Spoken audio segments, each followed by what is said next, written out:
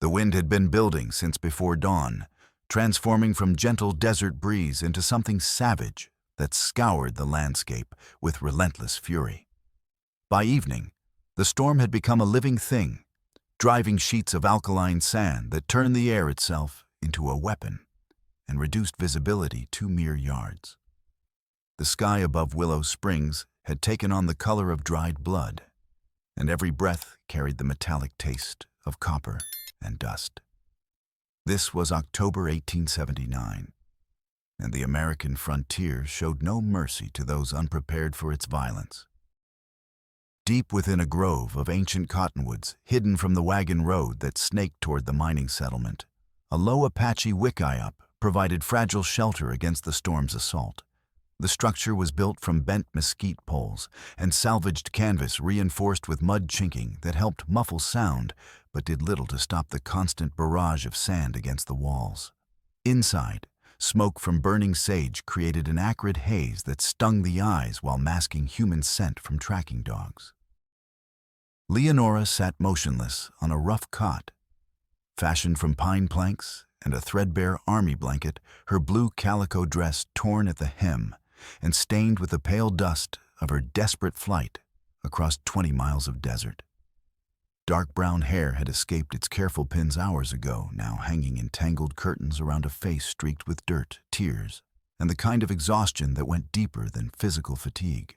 Her hands trembled uncontrollably as they pressed against her eyes, and her shoulders shook with sobs that seemed torn from somewhere beyond mere terror, from a place where hope had been systematically dismantled with surgical precision.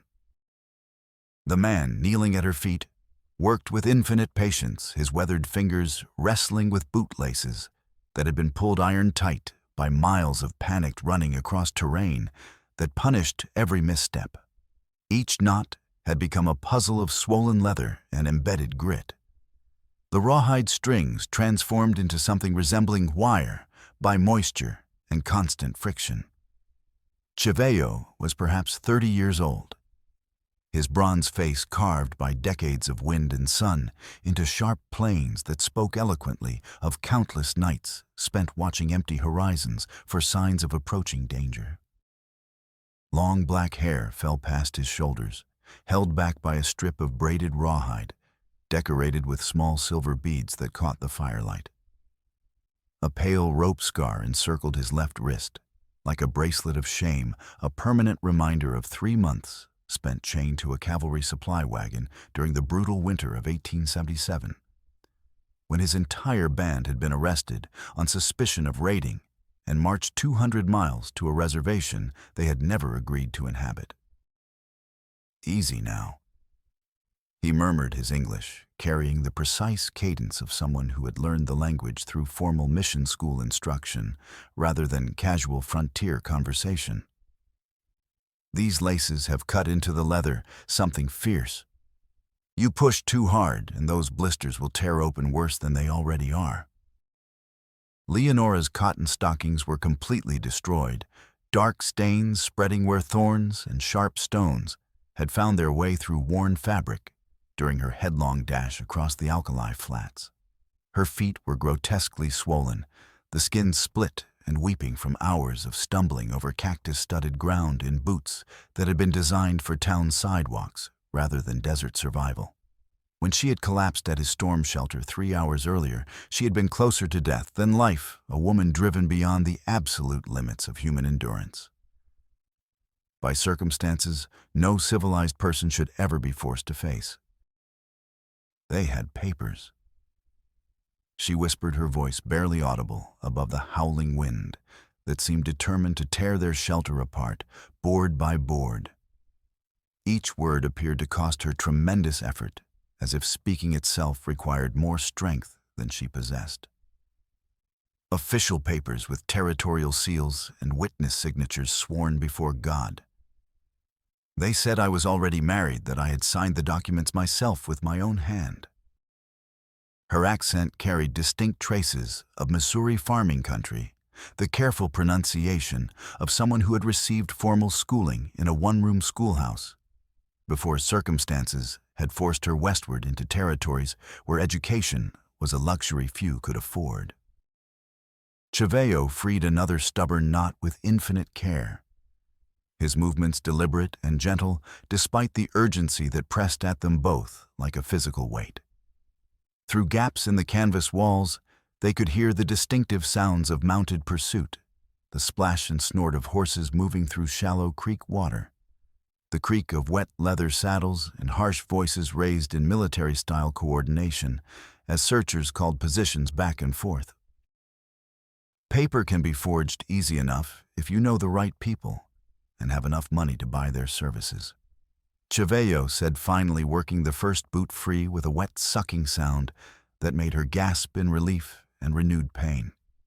Proving the forgery in a court of law that takes considerably more skill and considerably more evidence. Outside their fragile shelter, a voice cut through the storm with unmistakable authority, the tone of a man accustomed to being obeyed without question. Check every grove between here and the rock formations to the north. She's on foot and bleeding from those cuts, can't have gotten more than a few miles in this weather. The speaker was Carl Brennan, Victor Blackwood's foreman and chief enforcer, a man whose reputation for creative cruelty had spread throughout 3 territories, and whose name was whispered with genuine fear in every saloon and trading post from Denver to Santa Fe. Chaveo moved silently to the small window opening, peering through a carefully positioned tear in the canvas covering that allowed observation while maintaining concealment. In the middle distance, lantern light bobbed between the cottonwood trunks like malevolent spirits seeking lost souls, the yellow beams cutting through sheets of wind-blown sand that reduced visibility to a matter of yards. The searchers were moving with systematic precision, working in overlapping search patterns with the methodical efficiency of professional manhunters who understood their quarry was desperate, dangerous, and running out of options. "We need to kill this fire before they get close enough to see the smoke," he said, already moving toward the small iron brazier that provided their only warmth against the desert night's bone-deep cold. Leonora's dark eyes widened with fresh terror pupils dilated from exhaustion and the constant flood of fear that had sustained her through the day's ordeal. "They'll find us in complete darkness. We won't be able to see them coming." Better than being lit up like a theatrical performance for every manhunter in Victor Blackwood's employ.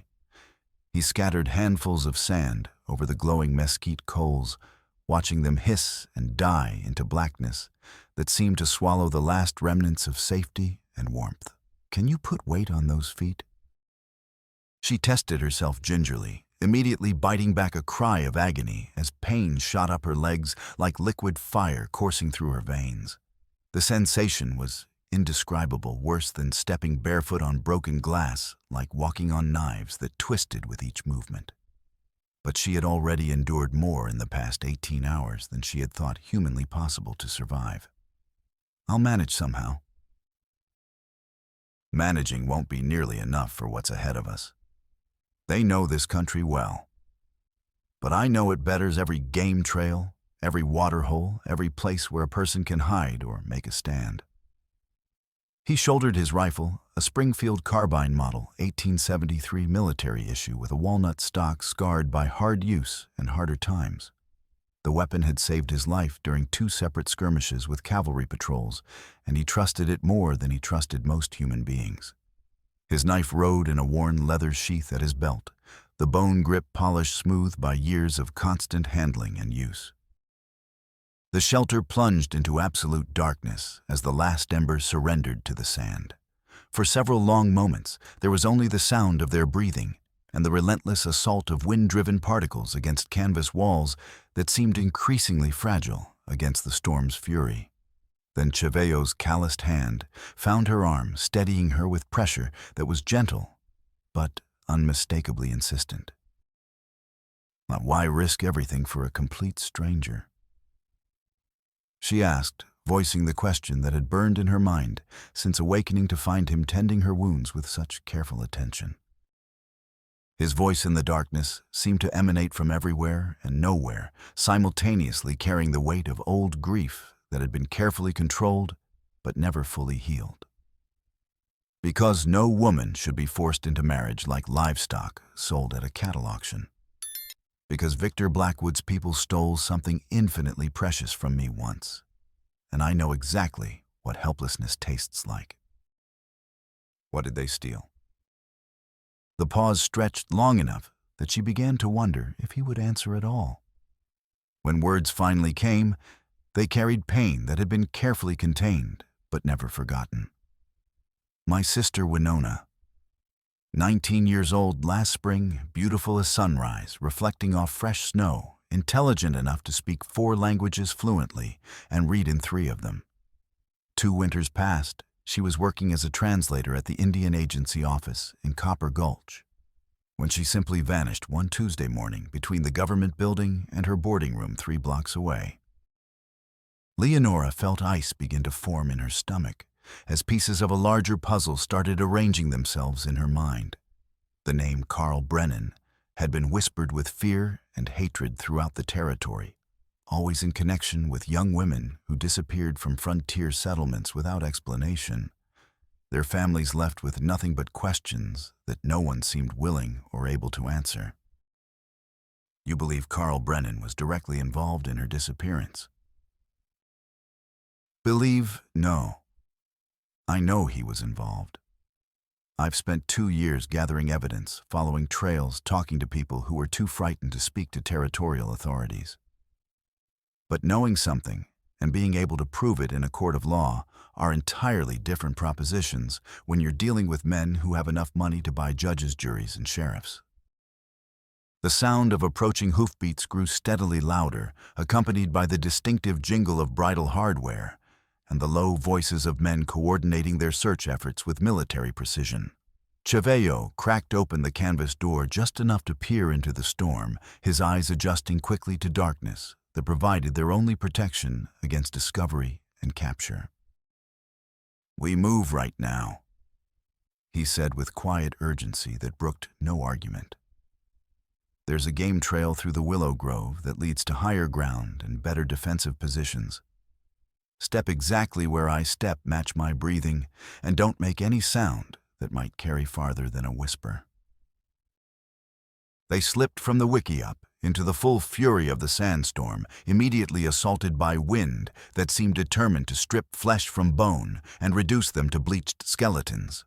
Leonora followed as closely as humanly possible each step on her damaged feet, sending fresh waves of agony up her legs that made her bite her tongue hard enough to draw blood.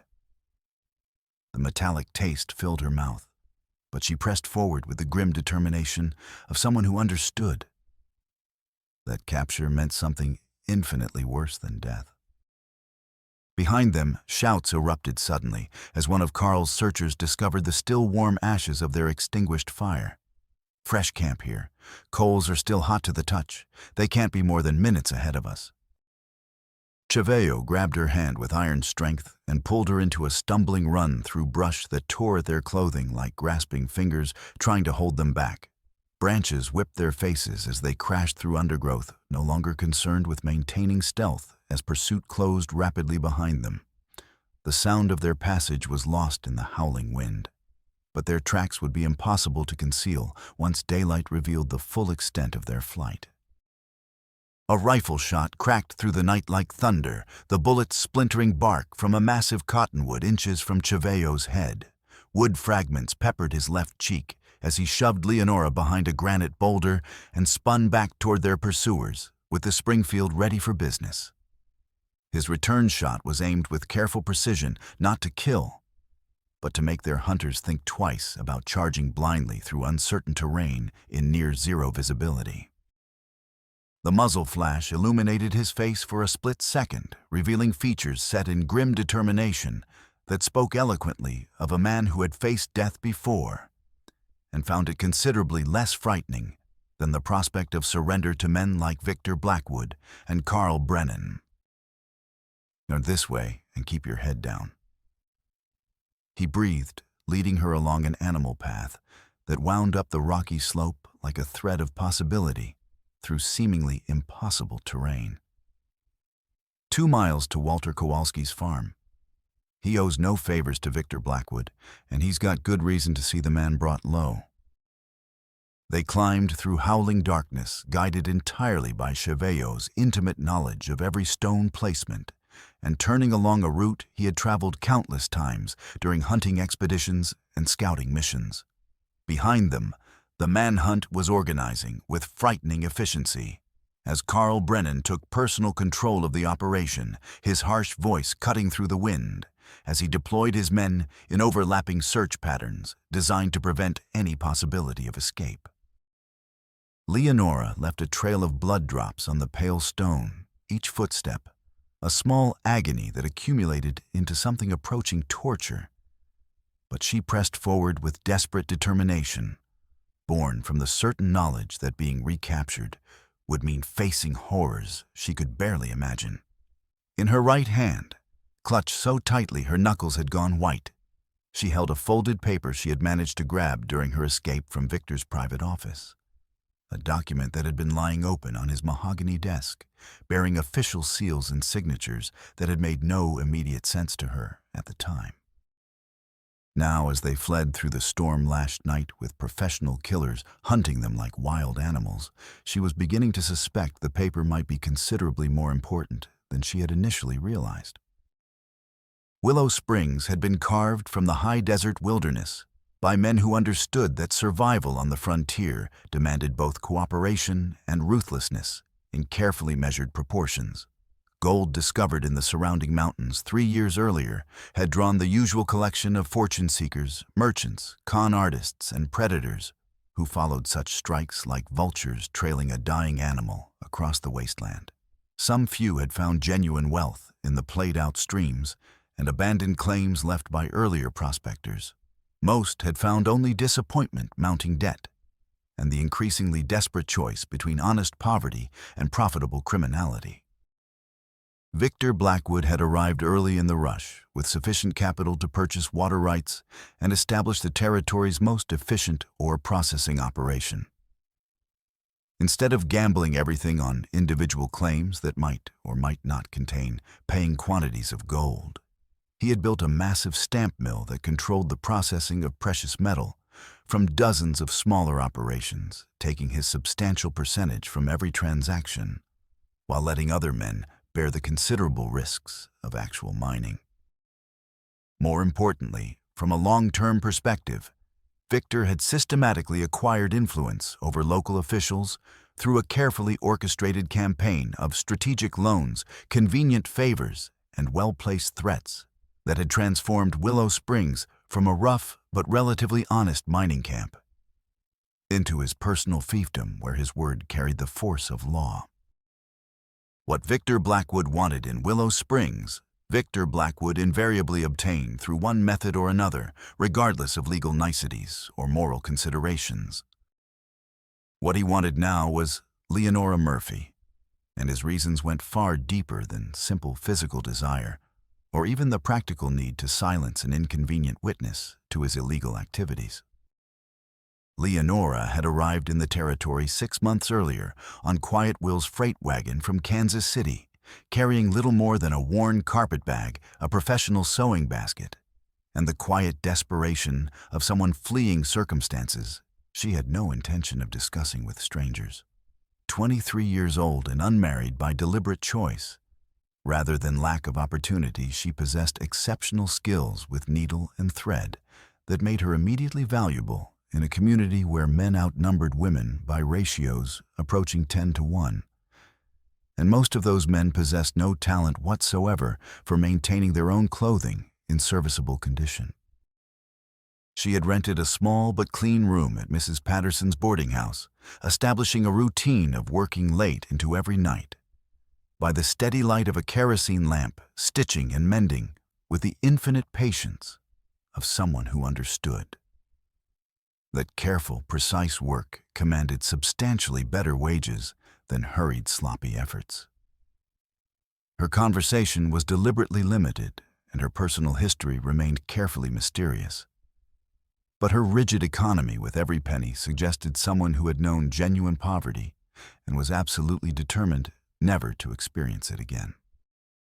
The crisis that would ultimately bring her together with Chaveo had begun 5 weeks earlier when she had been making deliveries of mended garments to a mining crew working the hydraulic sluices downstream from the main settlement. Taking what she had assumed was a harmless shortcut along the creek bank, to save time and avoid the muddy main road, she had inadvertently discovered Carl Brennan conducting some kind of clandestine test involving explosives and elaborate wooden frameworks positioned strategically in the flowing water. At the time, the activity had appeared to be legitimate mining operations, perhaps preparation for a new sluice system or expansion of existing ore processing facilities. But something about the official papers Carl had been consulting, documents bearing territorial seals and federal letterheads that seemed oddly out of place for routine mining work, had lodged itself in her memory, like a splinter that refused to be ignored. More disturbing had been Carl's reaction when he noticed her watching from the creek bank. Instead of the mild annoyance she might reasonably have expected from someone interrupted during routine work, his face had gone white with what looked unmistakably like genuine fear. And he had demanded to know with threatening intensity exactly how long she had been standing there and precisely what she had observed. The intensity of his response had been completely disproportionate to the situation unless he was engaged in activities that required absolute secrecy. When she had mentioned the incident to Mrs. Patterson later that evening, the widow had grown deeply concerned for reasons that went beyond simple neighborly worry. Walter Kowalski's struggling farm and several other small agricultural operations lay directly downstream from the location where Leonora had observed Carl's mysterious testing, and any significant diversion of creek water would destroy their crops entirely, and probably force them off land they had spent years developing. But Mrs. Patterson's anxiety went considerably deeper than concern for neighboring farmers. She owed Victor Blackwood a substantial sum of money, borrowed at usurious interest rates to repair the boarding house roof after a devastating hailstorm the previous spring had torn holes large enough for a man to crawl through. The debt had grown steadily with accumulated interest and penalty fees until it threatened to consume her modest property entirely, leaving her destitute and homeless in a territory that showed little mercy to elderly widows without family connections. When Victor had made his offer, marry Leonora to him, and the entire financial obligation would be permanently forgiven, Mrs. Patterson had seen it as a providential solution to her escalating difficulties. She had not bothered to consult Leonora about this arrangement, treating it instead as a straightforward business transaction that would benefit all parties involved while solving multiple problems simultaneously. The wedding had been scheduled for that very evening, regardless of weather conditions, the bride's health, or the small matter of her consent to the proceedings.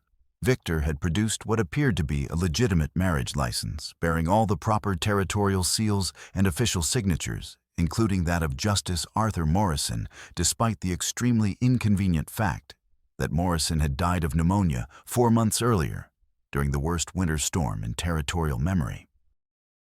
He had arranged for multiple witnesses who would swear under oath in any court that they had personally observed Leonora, signing her enthusiastic consent to the marriage.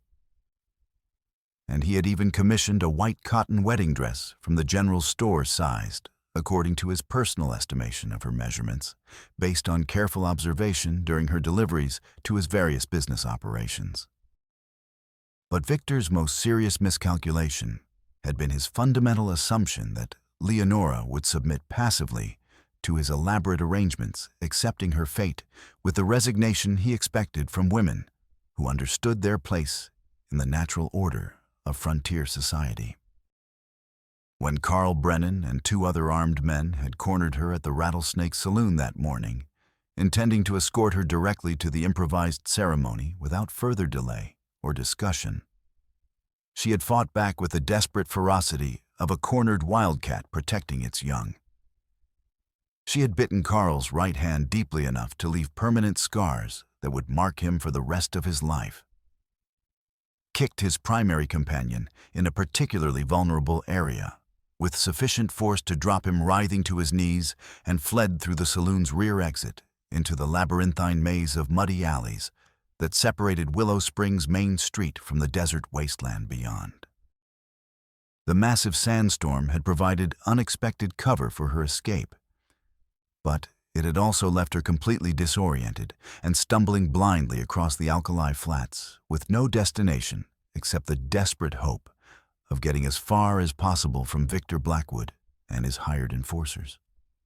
She had run until her lungs burned like fire and her legs finally collapsed beneath her, driven by terror that was both immediate and rooted in deeper fears of being trapped and controlled by men who viewed women as property to be acquired, managed and disposed of according to their convenience.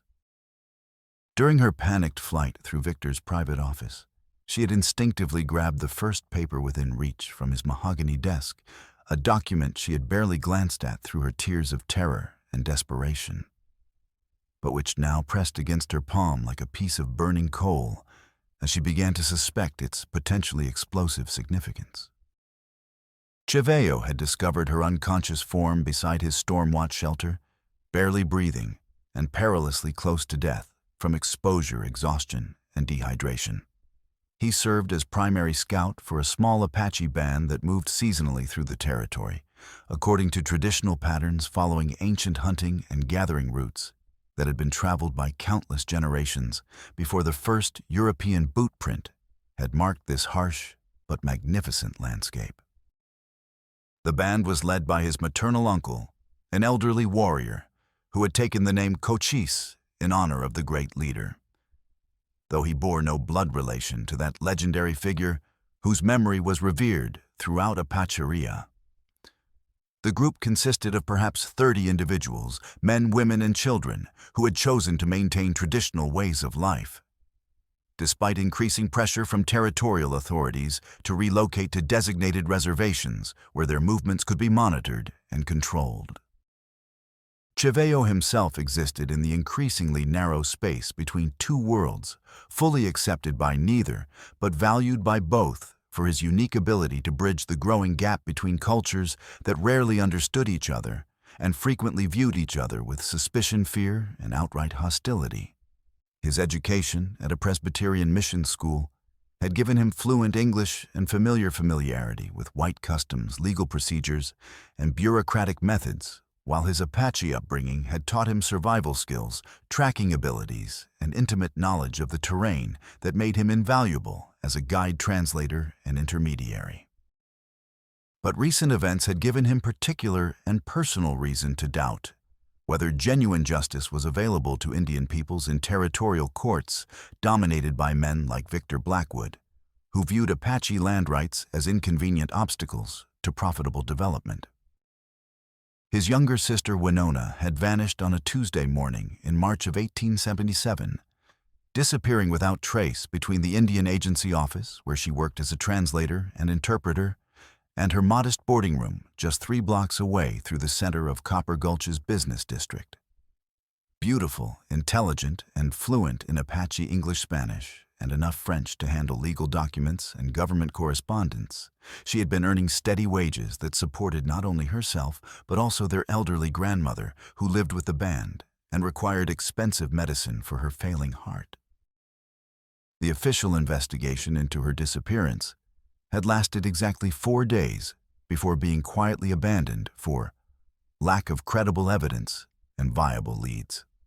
Unofficial inquiries conducted by Chaveo himself had suggested she had been sold to human traffickers who specialized in moving young women eastward to cities like Denver, Kansas City, and St. Louis, where such disappearances could be easily concealed, and where desperate girls found few legal alternatives to work that systematically destroyed their souls along with their bodies.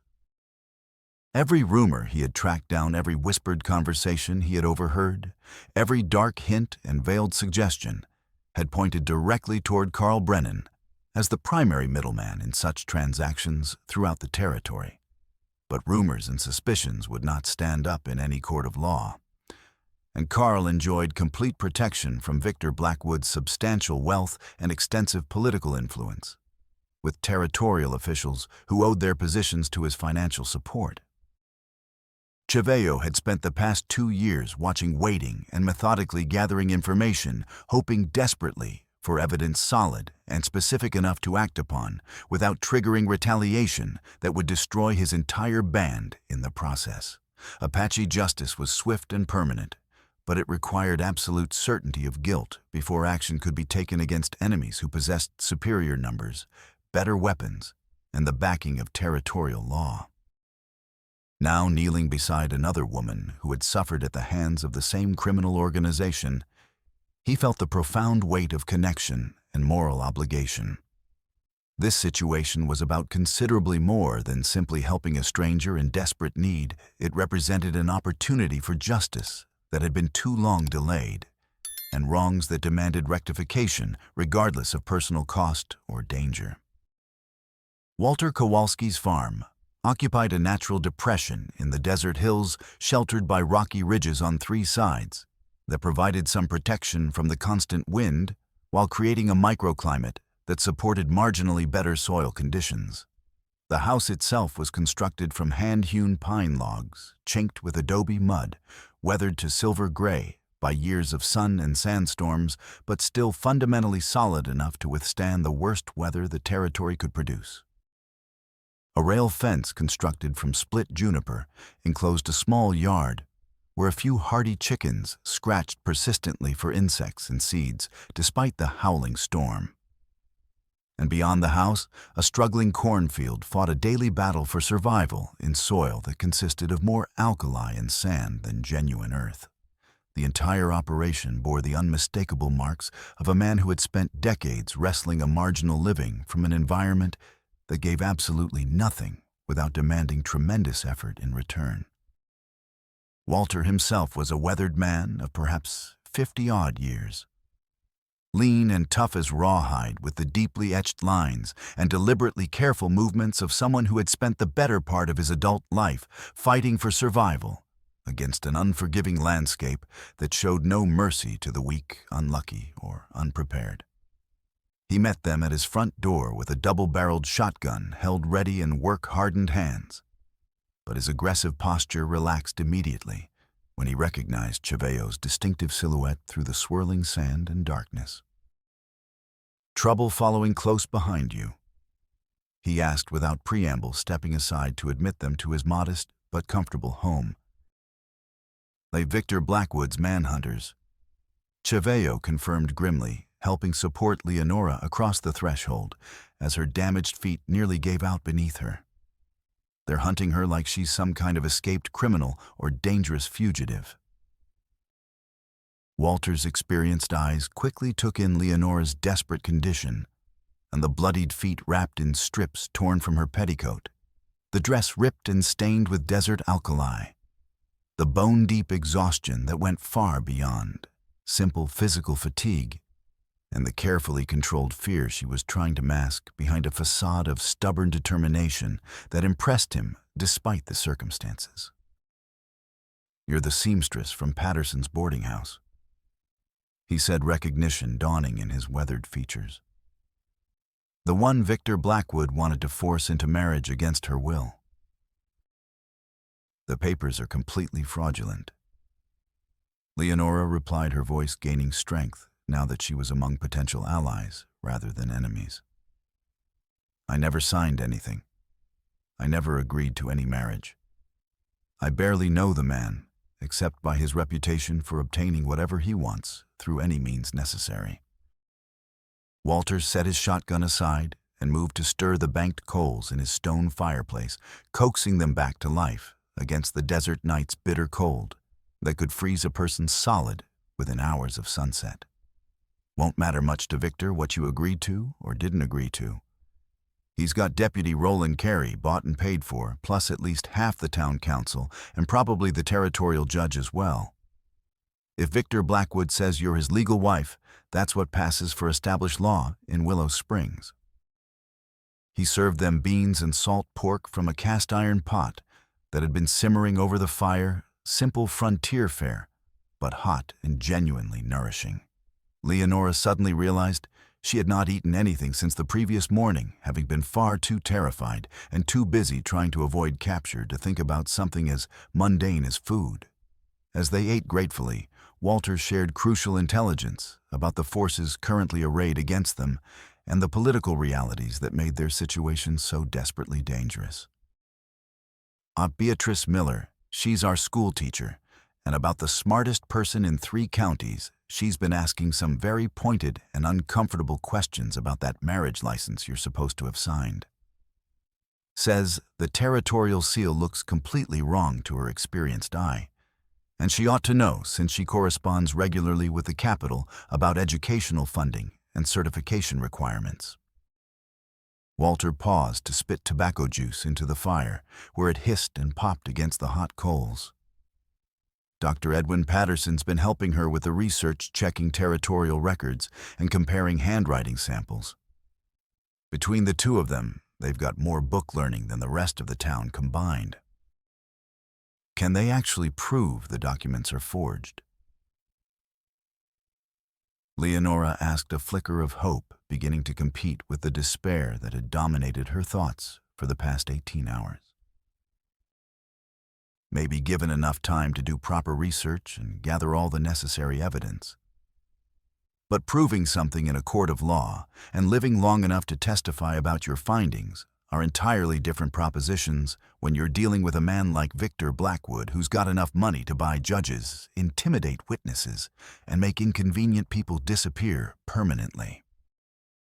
As Walter spoke, Leonora's hand moved unconsciously to the folded paper she had clutched throughout their desperate flight. In the flickering firelight, she could see it bore multiple official seals and signatures with a letterhead that seemed familiar, though she could not immediately place where she might have seen similar documents. Something about the formal language and territorial symbols nagged persistently at her memory. She was certain she had encountered comparable papers somewhere before, though the context remained frustratingly elusive. Chaveo was methodically checking his rifle with the careful attention of a professional soldier, counting cartridges and examining the action with practiced efficiency. How many armed men does Victor keep on his regular payroll? 8 or 9 for certain, maybe more if he needs them for special operations. There's always drifters and gunmen willing to work for good wages and no questions asked, especially when the employer has Victor's reputation for paying promptly and protecting his people from legal consequences. Walter's expression darkened with old anger and frustration. Carl Brennan's the absolute worst of the entire bunch. That man would torture his own grandmother if the price was attractive enough. The sound of multiple horses approaching at speed cut through their conversation like a blade hoofbeats, clearly audible despite the howling wind. Walter moved immediately to his single window, peering cautiously through a carefully positioned gap in the wooden shutters that allowed observation while maintaining concealment from outside watchers. 4 riders in the yard. He reported quietly, his voice carrying the controlled tension of someone accustomed to danger. Deputy Roland Carey and 3 others. They're dismounting and checking the ground for tracks. Chaveo was already moving toward the back door, his rifle held ready for immediate action. If they find clear sign that people have been here recently, they'll tear this place apart board by board. Better to be positioned for a defensive fight than trapped inside a building with no escape routes. The riders had halted in Walter's muddy front yard, their mounts steaming visibly in the cold night air. Deputy Roland Carey was a thick-bodied man, approaching 50, wearing a tarnished badge that had seen better days, and a well-used Colt revolver that suggested he was no stranger to violence. His 3 companions were typical examples of Victor Blackwood's hired gunmen, hard-faced professional killers, with the cold, empty eyes of men who had long ago stopped thinking of other human beings as anything more than obstacles to be removed or tools to be used. Evening, Walter. Carey called out his tone, attempting casual friendliness, while completely failing to conceal the underlying menace that permeated every word. Mighty rough night to be out visiting neighbors, but we're tracking a dangerous fugitive from lawful matrimony. You seen anyone pass through this area recently? Walter stepped onto his covered front porch and the double-barreled shotgun cradled with deceptive casualness in his arms, a position that looked entirely innocent, while keeping the weapon ready for immediate use. "Been inside all evening, Deputy. This storm's got my livestock spooked something fierce, and I've been trying to keep my chickens from injuring themselves in their panic. You wouldn't have any objection to us taking a thorough look around your property, would you? Just being professionally thorough in our law enforcement duties." Matter of fact, I would object considerable to that proposal. This is private property legally purchased and paid for with money I earned through honest labor. I haven't seen hide nor hair of anyone tonight, except you gentlemen, and I'd appreciate it if you'd state your business and move along. Carey's right hand drifted casually toward the butt of his holstered revolver, but before he could complete the motion, another voice spoke calmly from the darkness beside Walter's barn. "Something wrong here, Walter." Chaveo stepped deliberately into the faint circle of light spilling from the farmhouse windows, his Springfield carbine held in a position that was not quite aimed at anyone specific, but could be brought to bear instantly if circumstances required decisive action. Carey's weathered face darkened with instant recognition and long-standing hatred that went back to previous encounters neither man cared to discuss in detail. "Should have known you'd be mixed up in this somehow, Scout. Kidnapping white women is a federal offense that carries a mandatory death sentence in this territory. What I see is a woman who claims she never signed any legal documents, and armed men trying to force her into something completely against her expressed will and personal choice. Last time I checked territorial law, that wasn't considered legal behavior, even in jurisdictions where money talks considerably louder than justice." The confrontation stretched taut as a violin string at the breaking point, with both sides rapidly calculating odds, distances, and potential consequences, while trying to determine whether their opponents were bluffing or genuinely prepared for lethal violence. Carey's hired gunmen were undoubtedly professionals with considerable experience, but they were facing two determined defenders positioned on familiar ground that clearly favored defensive tactics over aggressive assault. The howling sandstorm worked against mounted attackers by limiting visibility and making coordinated movement extremely difficult, while the narrow approach to Walter's farm would prevent them from bringing superior numbers to bear effectively against defenders who knew every inch of the terrain and had carefully prepared positions. Then the distinctive sound of heavily loaded wagon wheels splashing through accumulated mud announced an arrival that would fundamentally change the tactical dynamics of the entire situation. Quiet Will's freight wagon materialized gradually from the storm like a ghost ship emerging from fog. Its canvas cover stretched taut over whatever valuable cargo he was transporting across the territory, despite the dangerous weather conditions. Will himself was a man of perhaps 45 years, reliable as sunrise, and trusted throughout 3 counties for consistently honest dealing fair prices and absolute discretion regarding his customers' business affairs. His reputation for integrity was so well established that his word carried more weight in commercial disputes than written contracts, and his freight operation was considered absolutely essential to the economic survival of every settlement, ranch, and mining operation within a 100-mile radius. He positioned his massive wagon deliberately between the 2 opposing groups, climbing down from his driver's seat with calculated slowness while studying the situation with the calm professional assessment of someone who had survived decades on the frontier by accurately reading tension and successfully avoiding unnecessary violence whenever possible. "Evening, boys," he said mildly, his tone suggesting nothing more threatening than a casual social visit between neighbors. "Mighty unpleasant weather for making courtesy calls on folks." "Official law enforcement business, Will," Carey replied with obvious irritation, clearly wishing the freight driver had chosen a different route or different timing for his journey.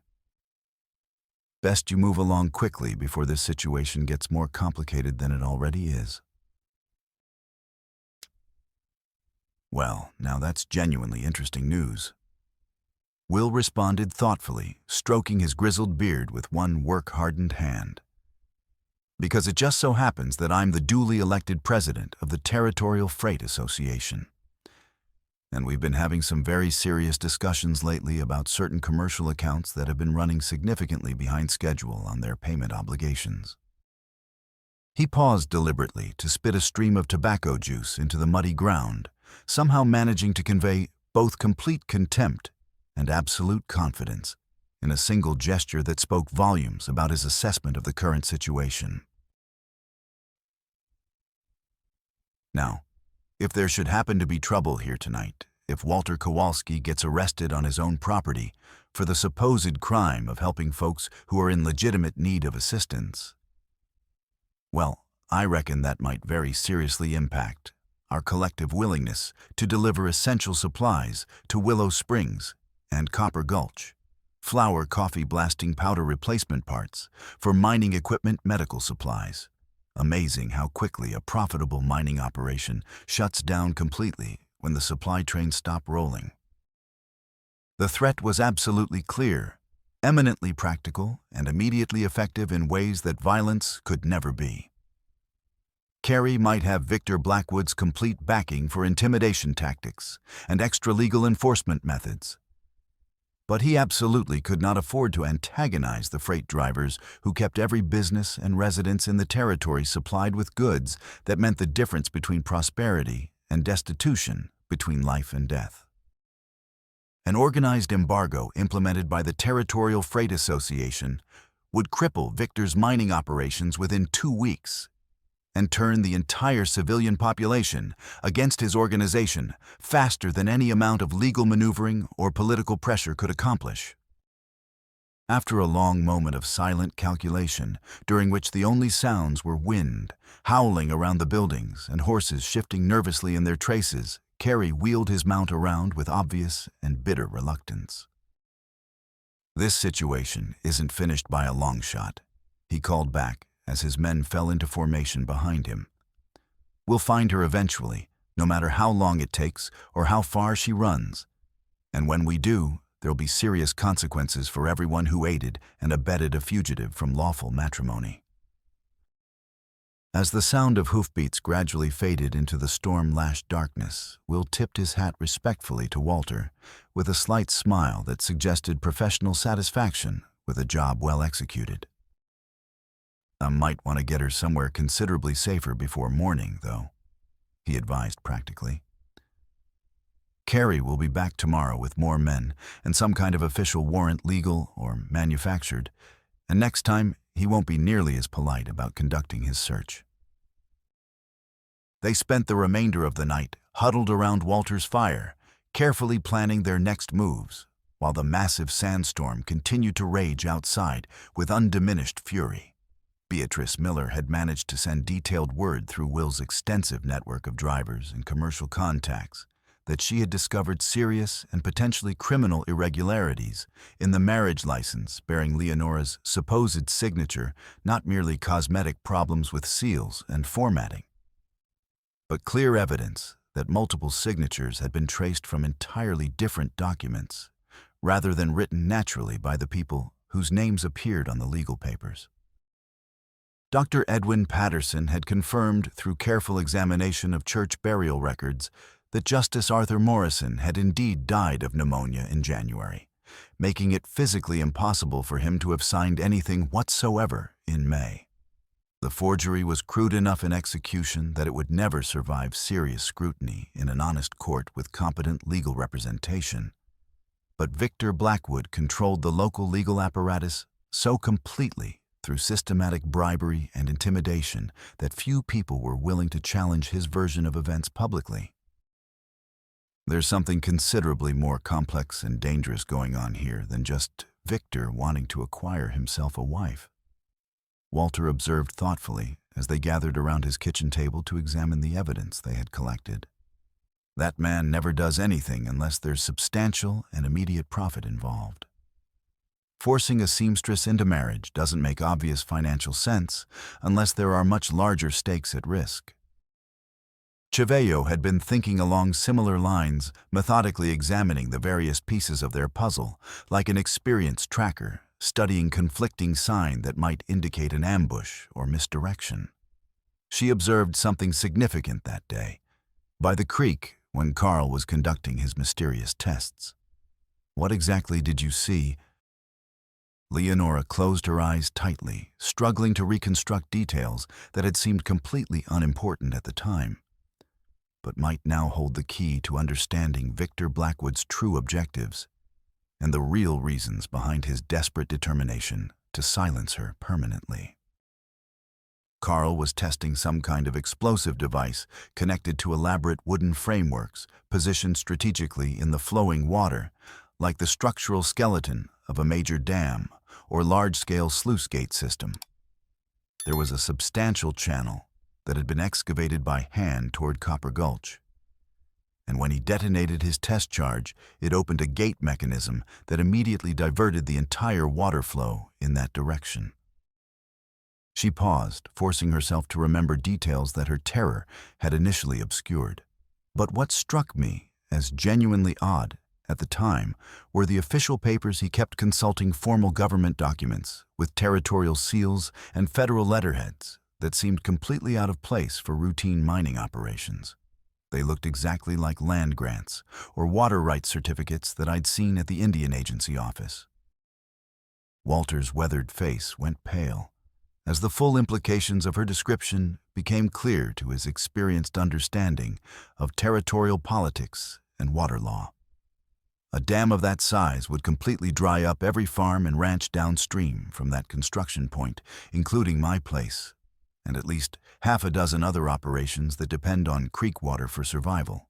But if Victor's somehow obtained federal documents authorizing permanent water diversion, or manufactured fraudulent federal documents. Chaveo added grimly, his voice carrying the controlled anger of someone who had seen too many examples of legal papers being forged to steal Apache land and water rights. "Cut off the primary water source, and you force out my people's camp as well. Those spring-fed pools are the only reliable water source within 20 miles in any direction during drought seasons." Leonora suddenly remembered the paper she had instinctively grabbed during her panicked flight through Victor's private office.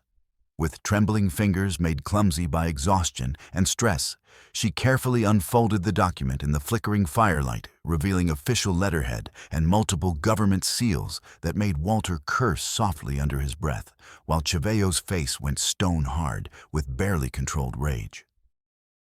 The paper was a federal land grant, apparently signed by high-ranking territorial officials and bearing multiple impressive government seals, formally transferring legal ownership of extensive Apache tribal lands to Victor Blackwood's mining consortium and associated business interests.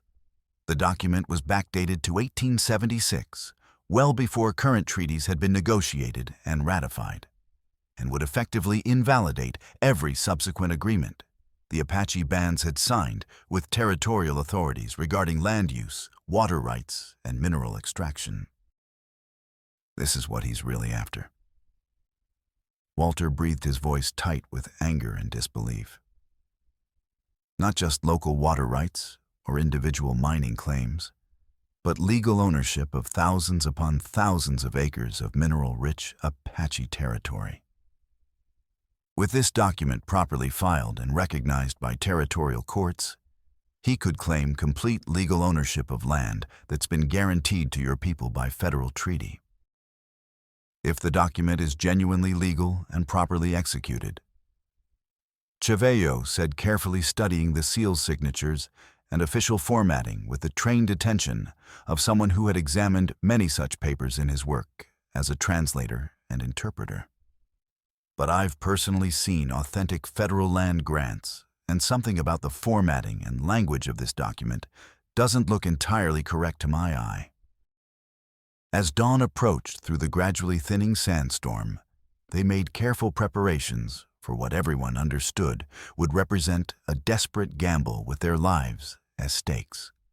Beatrice Miller had arranged to meet them at Blue Rock, a distinctive sandstone formation approximately 5 miles north of Walter's farm, where she would have assembled comprehensive documentary evidence to expose Victor Blackwood's elaborate network of fraudulent schemes and illegal activities.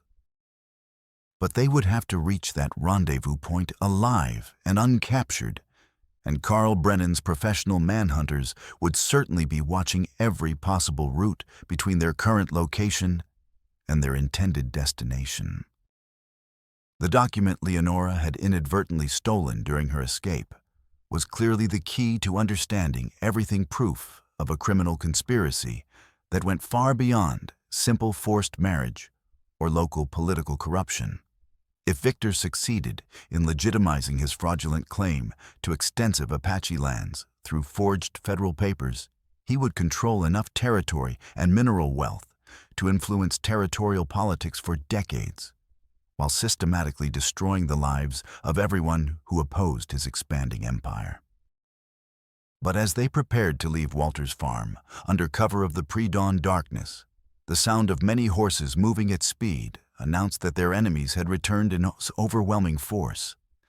And this time, they were clearly not interested in legal niceties, polite negotiation, or taking prisoners for later trial. Carl Brennan himself led the assault, commanding at least 10 heavily armed men, who spread out with military precision to surround Walter's property completely, while cutting off all possible escape routes before announcing their presence with rifle fire that shattered windows and splintered the wooden walls of the farmhouse. "Come out immediately with your hands visible, and nobody else has to die tonight." Carl's harsh voice carried clearly across the farmyard, resonating with authority and barely controlled violence that promised terrible consequences for continued resistance. "We know you're in there, and we know exactly what you stole from Mr. Blackwood's private office. Return the document without further delay, and we'll make this quick and relatively painless." Through a crack in the damaged shutters, Chaveo could see Carl clearly for the first time in adequate light since the beginning of their desperate flight. The foreman was a powerfully built man in his mid-30s, with a kind of brutalized face that suggested cruelty and violence came to him as naturally as breathing. But what caught and held Chaveo's attention with the force of a physical blow was the distinctive silver earring the man wore in his left ear. An intricate eagle design with spread wings and detailed featherwork that looked disturbingly familiar because he had carved it himself with his own hands as a birthday gift. "The earring Carl is wearing," he said urgently to Leonora, his voice tight with barely controlled emotion. "Describe it to me exactly in as much detail as possible." She peered carefully through the gap in the wooden slats, studying the man who had terrorized her and now threatened to destroy them all. Silver eagle with spread wings, extremely detailed metalwork. Definitely hand-carved rather than cast, very fine craftsmanship. The design looks Apache in style. Why do you ask? Chaveo's jaw clenched until the muscles stood out like iron cables beneath his bronze skin. "Because I carved that earring myself as an 18th birthday present for Winona. She was wearing it the morning she disappeared, and I haven't seen it since that day." The implications of this revelation struck everyone in the room simultaneously, with the force of a lightning bolt. If Carl Brennan was casually wearing Winona's personal jewelry as some kind of trophy, it meant he had not merely been involved in her disappearance. He had been personally and intimately responsible for whatever horrors had befallen her during the past 2 years. The evidence of his guilt was literally hanging from his ear, displayed with the casual arrogance of a man who never expected to face consequences for his crimes against people he considered less than human. Walter was checking his shotgun with hands that trembled slightly from a combination of advanced age and righteous fury. 10 or 11 men that we can count from here, probably more positioned where we can't see them. We've got maybe 25 cartridges total between the 3 of us and my old scattergun. Those aren't remotely close to winning odds in any kind of sustained firefight. We don't fight them here on their terms. Chaveo, replied his voice, carrying the deadly calm of a man who had made peace with the possibility of dying, but was determined to make his death count for something meaningful. Too much open ground around the house, and they can surround us completely while picking us off at their leisure. But Walter's got that emergency escape tunnel he excavated during the Apache Wars. The tunnel had been dug as a last resort emergency exit during the violent conflicts of the mid-1870s, running underground, from Walter's root cellar to the creek bed, approximately 50 yards behind his house. It was narrow, cramped, partially flooded with seepage water, and barely wide enough for a grown person to crawl through, but it represented their only realistic chance of escaping the farm undetected, while Carl's men concentrated their attention on the house itself. They entered the muddy tunnel in single-file formation, Walter leading, despite his age, and the obvious difficulty the confined space presented for his arthritic joints, followed closely by Leonora, with Chaveo bringing up the rear position, where he could provide covering fire if they were discovered during their escape attempt. The underground passage was even worse than they had anticipated, cramped, filthy, and filled with standing water that immediately soaked their clothing and made every movement a struggle against suction and mud that seemed determined to trap them permanently. The walls were barely 18 inches apart, forcing them to crawl on hands and knees through conditions that would have challenged a professional soldier. Behind them in the farmhouse, Carl's men were growing increasingly impatient with the lack of response to their demands, their shouts and threats echoing through the morning air as they prepared to storm the building and take what they wanted by force. But Walter Kowalski had spent his entire adult life fighting for survival against impossible odds, and he was not prepared to surrender without making the kind of stand that would be remembered long after his death. Emerging from the tunnel among the creekside willows like muddy ghosts rising from the earth itself, Walter made a decision that would define his legacy and determine whether his companions lived to see another sunrise. Without warning, consultation, or discussion, he stood up deliberately from concealment and began walking openly toward his barn, carrying his ancient double-barreled shotgun with the calm dignity of a man who had finally found a cause worth dying for. "I'll draw their attention and give you the time you need," he called back quietly, his voice carrying the absolute authority of someone who had made complete peace with his own mortality. "You two get to those horses we hid in the cottonwood grove and ride hard for Blue Rock. That stolen document has to reach people with enough power and integrity to act on the evidence it contains." Walter, no. Leonora started to rise from her hiding place, but Chaveo caught her arm with iron strength that brooked no argument. "He's already committed himself to this course of action," the Apache scout said with brutal honesty that cut through her emotional response. "Don't waste the chance he's purchasing with his life by making a gesture that won't change the outcome, but will add your death to his sacrifice." Walter's shotgun boomed across the valley like thunder from a clear sky, both barrels fired simultaneously at Carl's men with devastating effect.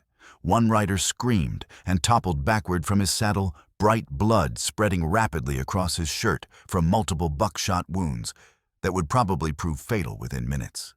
A second man's horse reared and fell, trapping its rider beneath several hundred pounds of thrashing, terrified animal. In the confusion and chaos that immediately followed, horses rearing and plunging in panic, men shouting conflicting orders while trying to locate the source of the unexpected attack, weapons firing randomly in all directions without clear targets. Chaveo and Leonora reached their hidden mounts and swung into their saddles with desperate efficiency. But as they prepared to spur their horses toward safety and the distant possibility of justice, the distinctive crack of a rifle shot cut through the morning air from the direction of Walter's farmhouse. The old farmer's defiant shouts and curses fell suddenly permanently silent, and when they looked back toward the buildings one final time, Walter Kowalski lay motionless beside his barn in a spreading pool of blood, his faithful shotgun fallen from lifeless fingers that would never again defend the innocent against those who would destroy them for profit. Brennan stood over the body like a conqueror, surveying his latest victory, working the lever action of his Spencer rifle to chamber another cartridge with casual efficiency that spoke of long experience with killing. Even from their distant vantage point, they could see that Walter would never rise again to continue his long fight against injustice and oppression.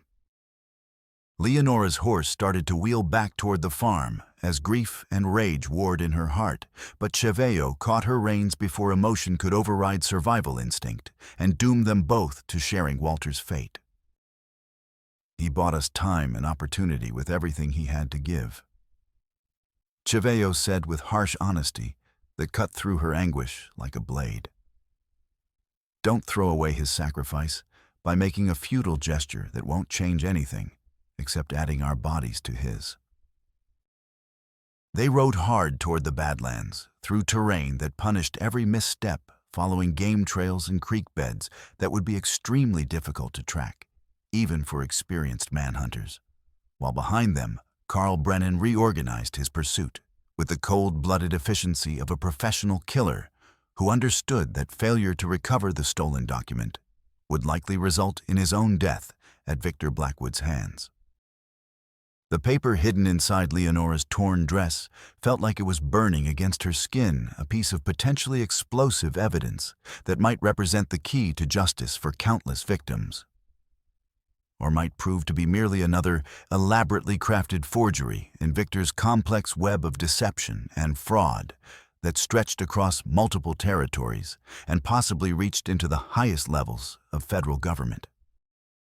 Blue rock rose from the desert floor like a monument to geological violence, a massive sandstone outcropping that dominated the landscape for miles in every direction.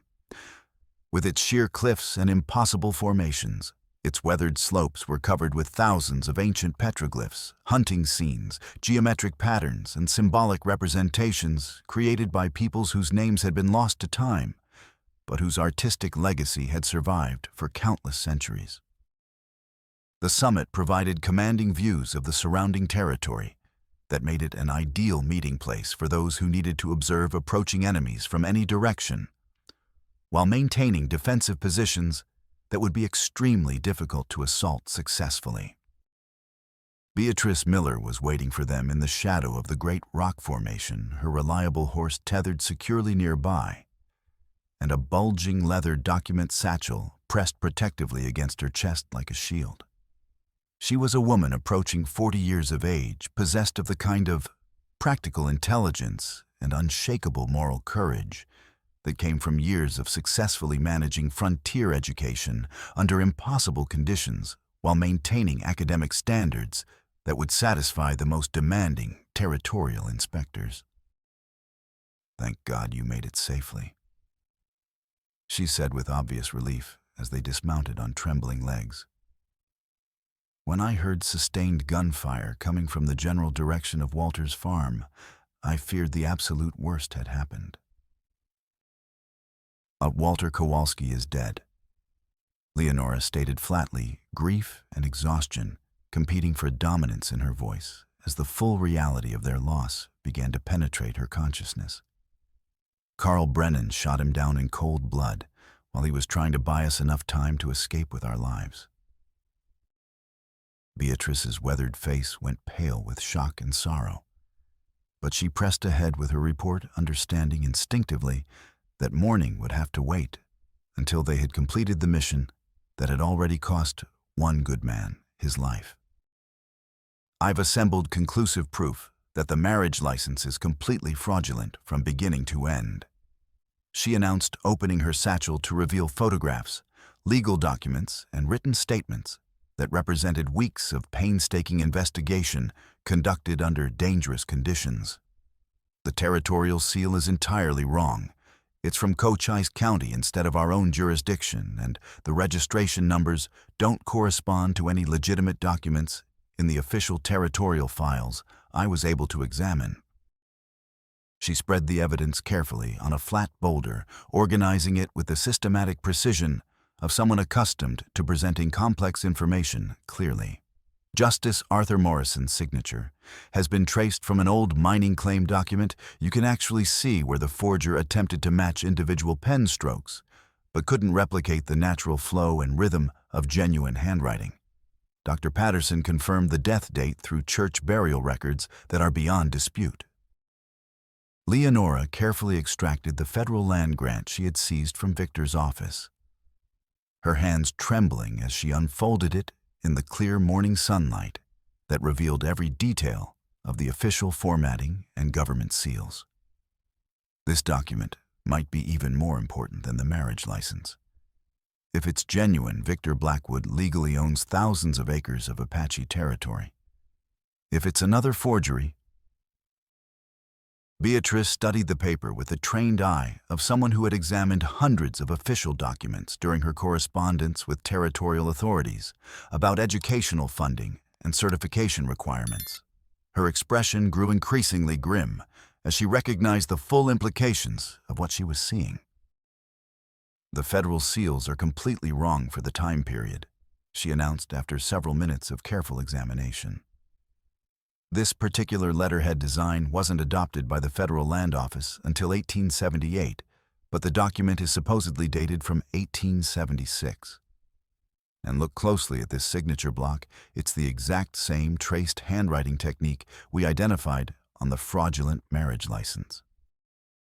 Before they could discuss the implications further, the sound of multiple horses approaching at high speed interrupted their analysis.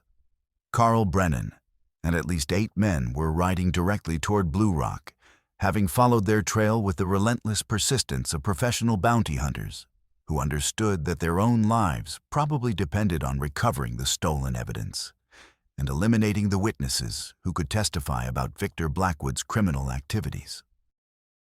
Into the rocks immediately. Chaveo commanded, grabbing his rifle and the precious collection of documents that represented their only hope of exposing the truth. "High ground will give us defensive cover and force them to attack uphill against prepared positions."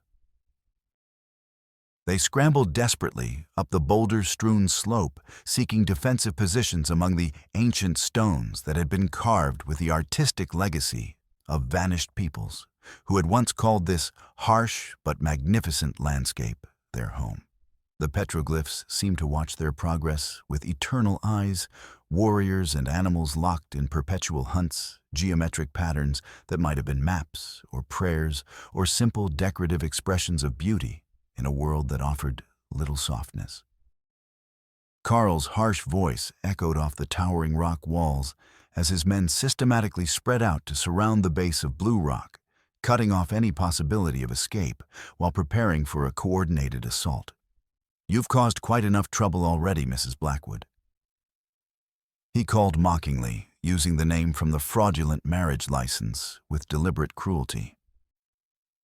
"Come down peacefully with that document you stole, and we'll make this relatively quick and clean.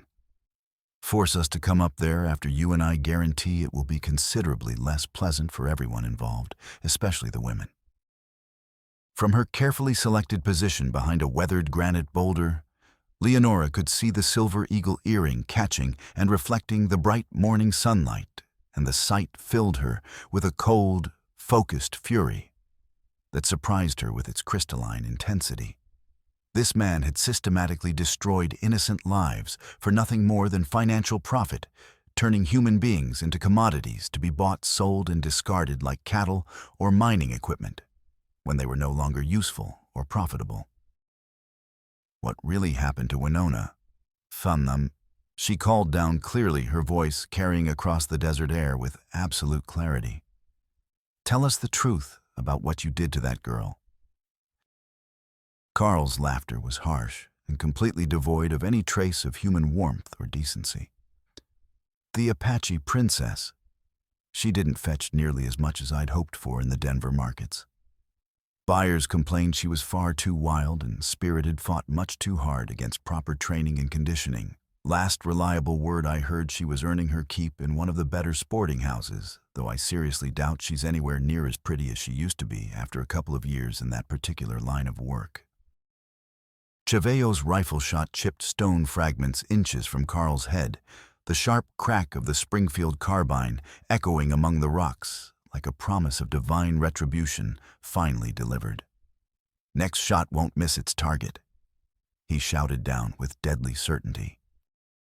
The battle that followed was fierce, but relatively brief. Fought among ancient stones that had witnessed countless conflicts before, and would undoubtedly witness many more in the centuries to come. Carl's men possessed superior numbers and more modern repeating rifles, but the defenders held the crucial advantage of high ground with excellent natural cover and clear fields of fire down every possible approach route. Bullets whined off sandstone surfaces and sent razor-sharp fragments flying in all directions like deadly confetti. Beatrice proved surprisingly competent with a small but effective revolver she carried in her document satchel, placing her shots with careful precision that spoke of someone who had learned through hard experience that accuracy mattered infinitely more than speed when ammunition was limited and every cartridge might mean the difference between life and death. Frontier schoolteachers learned to shoot straight and shoot to kill. She explained matter-of-factly during a brief lull in the intense firefight. Or they don't survive their first year teaching in territories where civilization is still more theoretical than practical. The tactical stalemate might have continued indefinitely with both sides well positioned and adequately supplied with ammunition. But the distant sound of many horses approaching rapidly announced the arrival of reinforcements that would tip the balance decisively in favor of justice over criminal violence. Dr. Edwin Patterson appeared leading a substantial column of townspeople, miners, farmers, merchants, and cowboys who had finally reached the collective decision that Victor Blackwood's stranglehold on their community had continued far too long and caused far too much suffering. They had been systematically gathering their own evidence of systematic corruption, documenting a clear pattern of extortion, fraud, intimidation, and violence that painted an undeniable picture of organized criminal activity, operating under the protection of purchased legal immunity. "We've got sworn statements from more than 30 people," Dr. Patterson announced loudly as his volunteers took strategic positions around Carl's trapped forces. "Documented proof of extortion, systematic fraud conspiracy to violate federal law and accessory to kidnapping and human trafficking. It's completely finished, Carl Brennan. Surrender immediately, and you might live long enough to see the inside of a courtroom." Faced with overwhelming numerical odds and the terrifying prospect of having to fight against his own neighbors and their families, people who knew his crimes intimately and would show no mercy if the fighting continued, Carl made a desperate tactical decision that would ultimately seal his fate. Instead of surrendering to face territorial justice, he spurred his horse toward a narrow canyon that appeared to offer the possibility of escape, his remaining men following in increasingly panicked flight that quickly degenerated into a complete rout. The chase through the treacherous badlands was brief, decisive, and ultimately fatal for the fleeing criminals. Carl's horse stumbled badly on loose shale rock, throwing him with tremendous force against a jagged stone outcrop that left him stunned, bleeding, and completely unable to move or defend himself. When Chaveo reached the crash site, the foreman was conscious, but obviously dying from internal injuries that no frontier medicine could hope to treat successfully. "Where is she now?" Chaveo asked with deadly quiet intensity as he knelt beside the broken man who had destroyed so many innocent lives. "Where is Winona? What city? What address? What happened to her after you sold her?" Carl's eyes focused with obvious difficulty, blood trickling from the corner of his mouth, but his characteristic cruel smile remained intact, despite his approaching death. "Denver, boarding house on Larimer Street. Mrs. O'Brien's establishment, if she's still breathing after all this time." Those were the last coherent words Carl Brennan ever spoke. Whether he died from his injuries sustained in the fall or from other causes was never officially determined.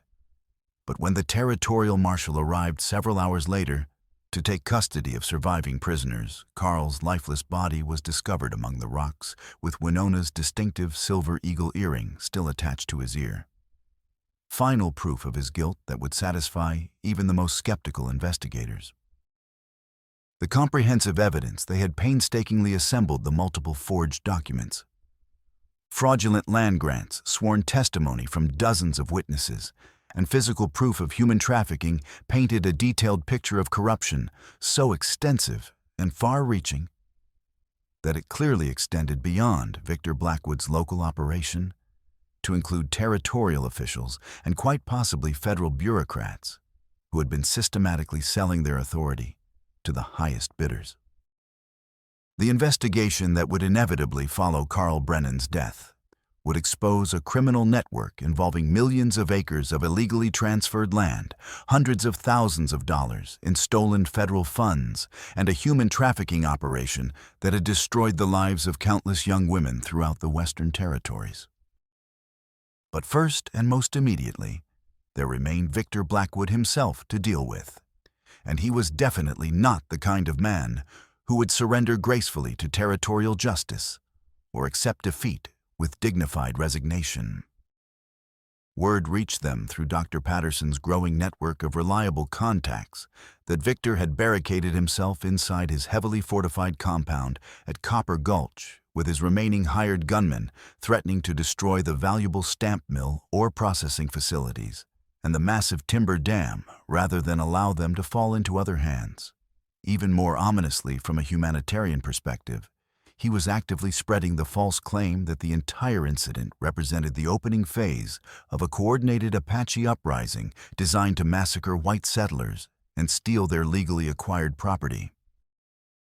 He's got perhaps 15 men left who are still willing to fight for him. Quiet Will reported after conducting a careful scouting mission to assess Victor's defensive preparations. But they're extremely well armed with modern weapons and positioned in stone buildings that would be absolute murder to assault directly using conventional tactics. Worse than that immediate tactical problem, he's rigged explosive charges throughout the entire compound. If he becomes convinced he can't win, he'll bring the whole operation crashing down and probably take half the mountainside with it. But Victor's most diabolical plan involved the massive timber and stone dam that controlled water flow to every farm ranch and settlement downstream. Intelligence gathered by brave volunteers who had risked their lives to observe his preparations indicated that he intended to destroy the dam completely using a coordinated series of explosive charges, creating a devastating flash flood that would wipe out every structure and kill every person in the valley below. The blame for this accidental catastrophe would be placed squarely on Apache saboteurs, providing Victor with the perfect justification for calling in federal troops to conduct what amounted to genocide against the remaining free Apache bands in the territory. Even if Victor himself did not survive the confrontation, his death would be portrayed as martyrdom at the hands of savage Indians, who could not be allowed to threaten white civilization any longer. The final confrontation took place at dawn on a crystal-clear morning 4 days after the decisive battle at Blue Rock. Instead of attempting a suicidal frontal assault against Victor's well-prepared defensive positions, Chaveo and Dr. Patterson devised a more sophisticated strategy that would divide Victor's attention among multiple threats while preventing him from implementing his apocalyptic plan. Dr. Patterson led a carefully coordinated diversionary attack against the stamp mill and ore processing facilities, creating enough noise confusion and apparent threat to draw the majority of Victor's defenders away from the critical dam site. Meanwhile, Chaveo and Leonora approached the main compound from an unexpected direction using their intimate knowledge of the terrain and Apache stealth techniques to reach positions where they could prevent Victor from destroying the evidence infrastructure and human lives that the community would desperately need to rebuild on honest foundations. Their primary objective was not to capture or kill Victor Blackwood. That responsibility would be left to properly constituted territorial authorities when they arrived. but to prevent him from implementing a scorched earth strategy that would destroy everything and everyone he could not control or profit from.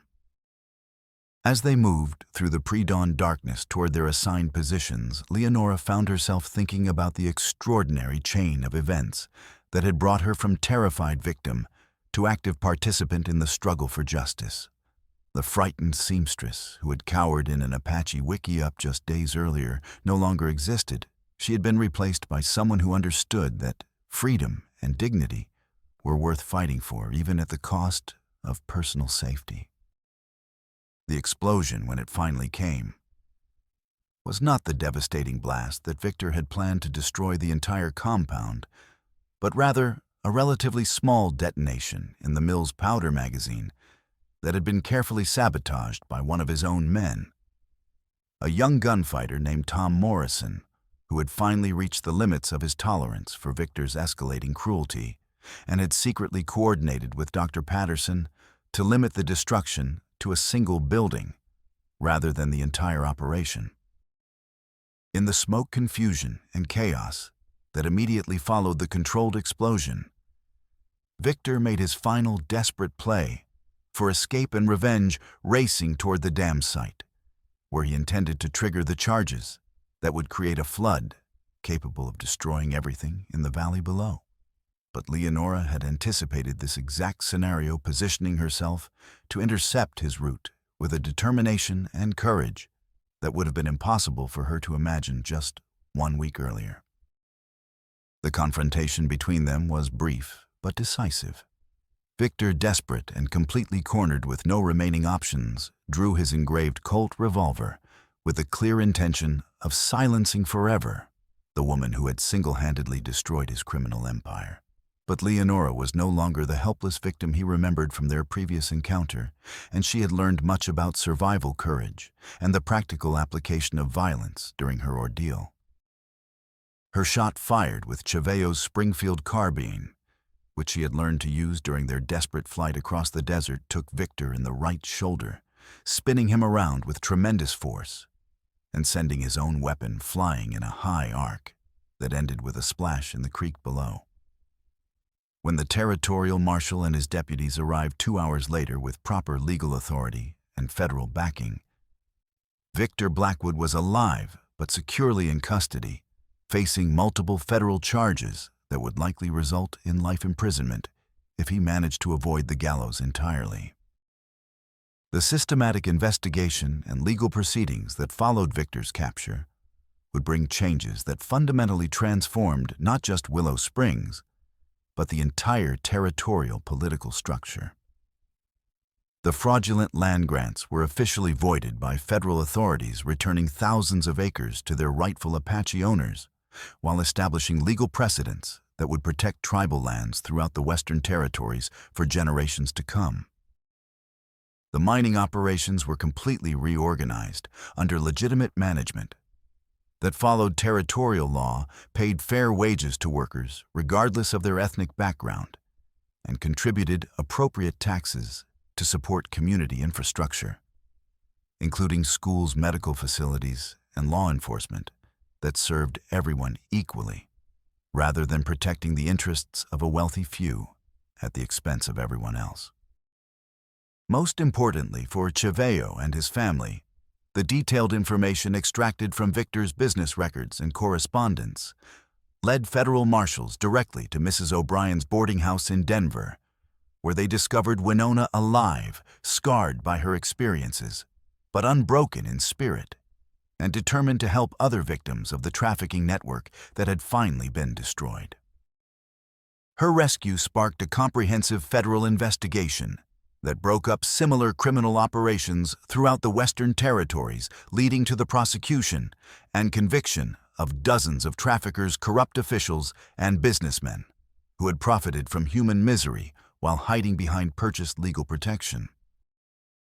The reunion between Chaveo and his sister was deeply emotional and psychologically complex, requiring considerable time and patience for both siblings to heal from traumas that had fundamentally changed them during their 2 years of separation.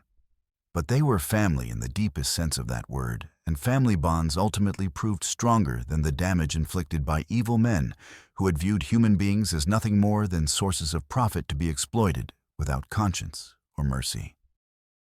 Winona's fluency in multiple languages and her hard-won knowledge of legal procedures made her immediately valuable in the ongoing federal investigations, while her personal experience as a trafficking victim gave her unique insights into the methods used by criminals and the needs of other survivors who were slowly being located and rescued throughout the territory. 6 months after the sandstorm that had first brought them together under such desperate circumstances, Chaveo and Leonora were married in a simple but deeply meaningful ceremony, performed in the schoolhouse by the new territorial judge, with the entire community in enthusiastic attendance to witness their union and celebrate the triumph of love over hatred, cooperation over exploitation, and justice over corruption. The marriage was not born of romantic fantasy or social convenience, but rather of mutual respect, shared struggle, and the profound trust that develops between people who have faced mortal danger together and chosen to build something beautiful and lasting from the wreckage of other people's greed and cruelty.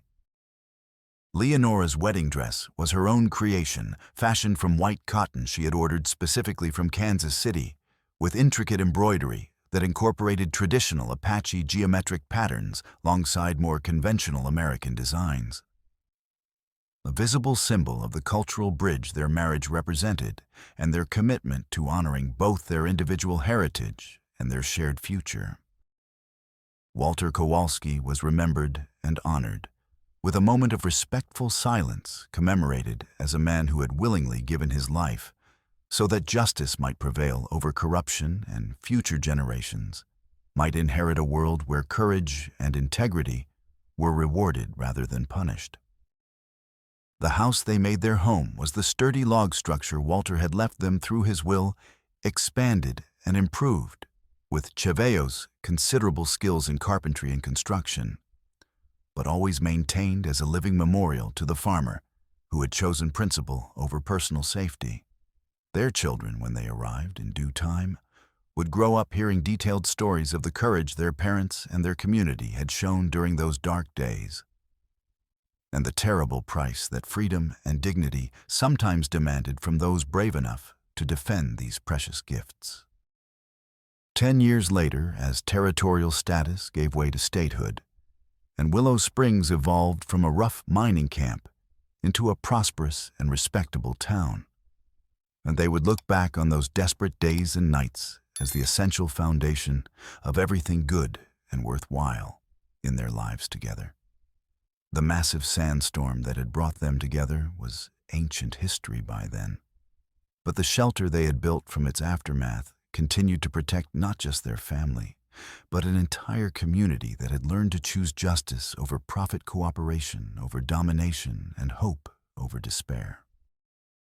The forged federal land grant that Leonora had seized during her escape, the document that might have stolen a nation's birthright and destroyed countless innocent lives, was carefully preserved and displayed in the new territorial courthouse as a permanent reminder that eternal vigilance remained the essential price of freedom, and that ordinary people could accomplish truly extraordinary things when they refused to accept injustice as inevitable or unchangeable. On quiet summer evenings, they would sit together on their front porch and watch the sun set behind the western mountains, painting the sky in brilliant shades of gold and crimson, while casting long shadows across the territory they had helped to save from men who would have transformed it into a hellscape of exploitation and cruelty. Their story had become part of a much larger tale of people who chose to stand together rather than fall separately, who built lasting institutions rather than destroying them for temporary profit, and who proved beyond any doubt that love based on mutual respect and shared values could flourish even in the harshest circumstances and against the most determined opposition. Their marriage had begun with an Apache warrior kneeling to untie a frightened woman's blood-stained shoes in a canvas shelter, while a sandstorm raged outside and killers hunted them through the darkness. It had grown and developed into a partnership that helped transform an entire territory and provided irrefutable proof that courage, when shared between people of good faith and strong character, could overcome even the most overwhelming evil and create something beautiful, lasting, and worthy of the sacrifices that had made it possible. And in the final analysis, that was more than enough, infinitely more than enough, for two people who had found each other in the depths of darkness and chosen to build their own enduring light.